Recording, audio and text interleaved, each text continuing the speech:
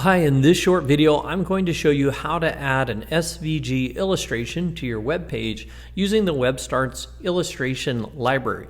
SVG illustrations are a great way to communicate messages visually when opposed to photography because you can resize an SVG or an illustration without noticing any quality loss. So you never get that pixelated look when working with illustrations. Before I dive in and show you how I added that to the page, be sure to tap the subscribe button and ring the notification bell. That way you'll be the first to find out when I release a new video on web design, internet marketing, search engine optimization, and similar topics. The first thing that you'll want to do is go to WebStarts.com and sign up to create your very own free website. And if you've already done that, then you can just log into your account.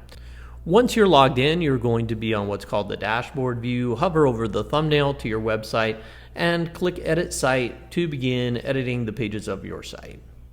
This loads the page editor, and you can select the pages of your website you'd like to edit from the drop-down menu in the top left.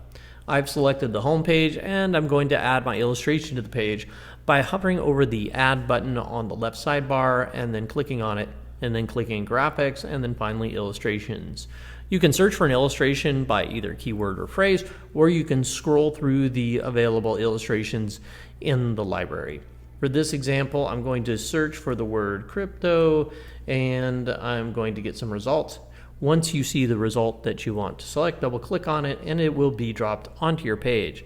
You can then use the handles to resize the illustration, and notice that whether you're expanding the size of the illustration or contracting it, you'll never see any quality loss, and that is the beauty of an SVG illustration.